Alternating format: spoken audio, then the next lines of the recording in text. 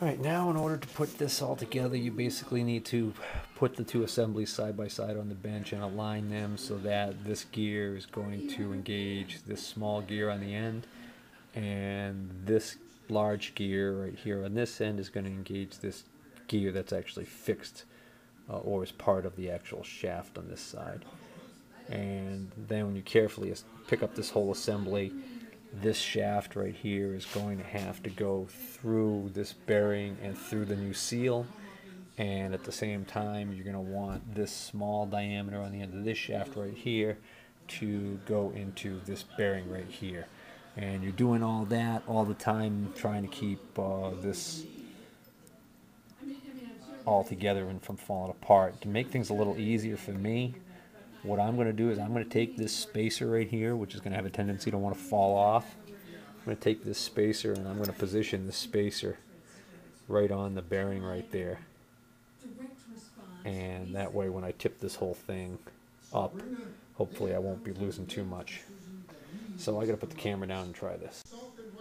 Well, it takes some fidgeting around, but I did manage to get it in there, and that's how it's going to go, and I'm pretty sure everything stayed in alignment the way it's supposed to, but I won't know for sure until I get the shifting drum and all of the dogs or forks in there correctly, and the drum, and then we'll try and actually just rotate it and see how it acts. Alright, here's the shifting drum. I had to clean this really well, and then I blew it out with compressed air. And the reason why I did that was because I found a little tiny chip of metal inside there that was left over from the gears grinding apart. So I want to make sure I got all the metal out of that before I reinstall this. So now that I'm sure that's all clean, I can reinstall this. This simply rides right down in here like that, and then I've got to orient that, and I've got to get the shifting forks in. So I'm going to put the first fork in, which the 3 forks are actually labeled. They are over here. They're marked 5C40, 5R34, and of course 5L. So your 5L48, the L designates the left hand, R designates the right hand, and C designates the center one. So this is the left case, so the first one to go in is going to be L. So your left hand fork, you want to put it in, the letters facing out this way, which basically also is, this shape. Going to go in like this. And these forks are going to engage this gear down here on the left hand shaft, the output shaft, and then the pin on that is going to engage this last slot, the drum. So I'm going to install that now. I might have to put the camera down to do it, and again maybe not. It slides in right like that. So I'm going to lift it up and get it over.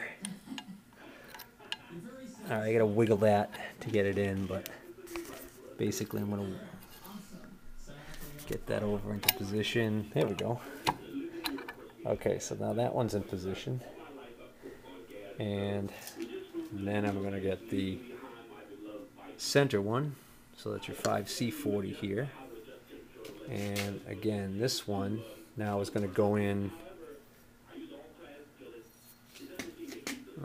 This one's going to go in facing, bear with me a second, I believe this one actually the lettering goes facing in. I'm going to have to double check that because I don't want to go through all trouble and find out I did it wrong.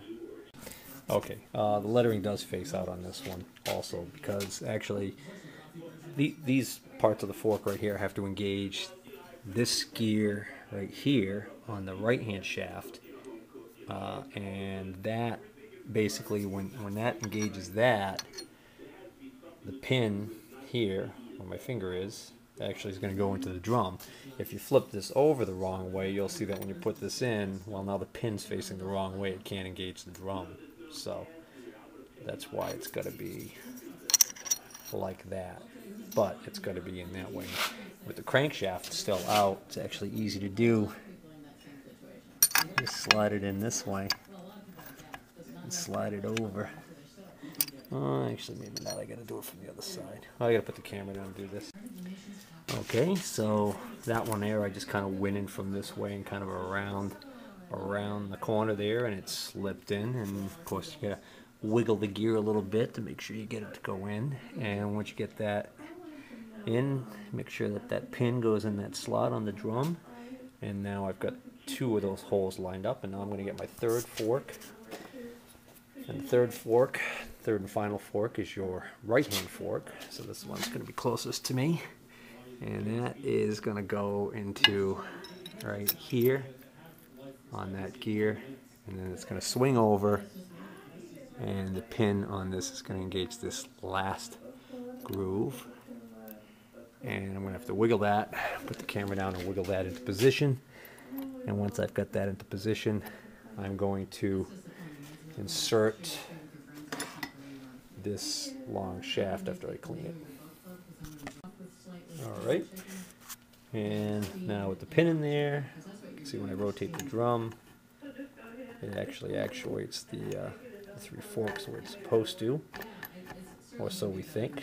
So now what I'm going to do is I'd like to actually see if I can kind of simulate changing gears here. This is where your drive is. Okay, your clutch basically is going to drive this. So I should be able to, yeah, right here, this shaft, I should be able to rotate this shaft right here. And as I rotate it, I should be able to actually simulate shifting gears. Okay, so what I did was I propped this up a little bit so I could watch the shaft down here, and I rotated this shaft, and then I slowly went through all the gears, and I could literally see where it was in first gear, and then neutral, and then second, third, fourth, and fifth gear, because of course this is a classic 1 down 4 up progression. So that's basically, I know I've got everything set up right as far as that goes. So the next thing I'm going to do now is I'm going to reassemble the Kickstarter assembly and install it. Now my Kickstarter assembly has no signs of any broken parts, so I actually did not bother disassembling it. To disassemble it, you would take this spring, the snap ring off, and then you could take this spring off, and then you could take this whole assembly off of here, and that. And then on this side, oops, on this side you've just got the spacer right there, and then the gear itself. Now, when you reassemble it, what you need to do is you need to make sure when you put this piece and you slide it back onto this shaft, you need to align 2 punch marks. And I don't know if you can see it or not, but right there at the center of my thumb's fingernail, there's a punch mark right there on that tooth. And then if you look at this assembly right here that I'm tapping with my finger, there's a tiny punch mark right there at the edge of my fingernail. So that punch mark is going to line up with the tooth that has that punch mark. And that's what they're talking about when they're saying you need to align those marks on the Kickstarter assembly. So now I can install this Kickstarter. And the Kickstarter assembly basically just goes in like this. And what happens is as this rotates around, this part right here goes underneath this part, and when it gets to the end of the kick stroke, that causes this to slide down, and that allows this to freewheel. So the idea is that when you kick all the way down and you've got it all the way in the down position, the engine is allowed to spin freely. It's the whole theory behind the Kickstarter, I guess, right there in a nutshell. Anyways, so you want to kind of keep that in position, and then of course, well, as soon as you kick it over, that's going to do that automatically. What's going to happen is when I have this back together and I put the spring on, the spring's going to actually pull this all the way back to a point where this is probably going to hit right about here. But I'll worry about that when I get to it. Right now I'm just going to leave it in this position here so it stays down. Alright, time to install the crankshaft. Of course, this is the end of the crankshaft. It's going to go on the left-hand side of the case because it's got the sprocket on it for the timing chain. When you're installing this, you want to install your timing chain first. Drop it down out of the way like I've got it here, so that when you install the crankshaft, you can pull back up on the timing chain and it'll end up getting onto the sprocket eventually. If you forget this step, what happens is once the crankshaft's in, it's impossible to put the timing chain on, unless, I'm not sure, but I think maybe if I had that backing plate removed, that's the one that's held on by 3 large Phillips head screws on the other side, and there's an O-ring behind it. That plate, if I had that plate off, you might be able to actually still be able to take the chain on and off without removing the crankshaft if you have that plate off.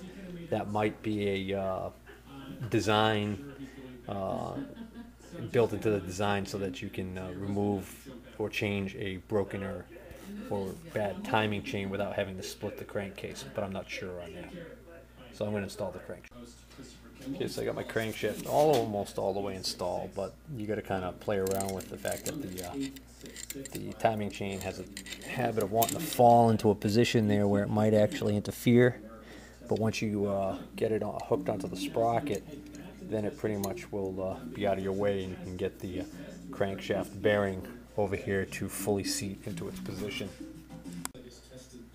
Alright, now I'm going to move this whole assembly out of the way, and I'm going to get my right hand crankcase that I got off of eBay up here and clean it up.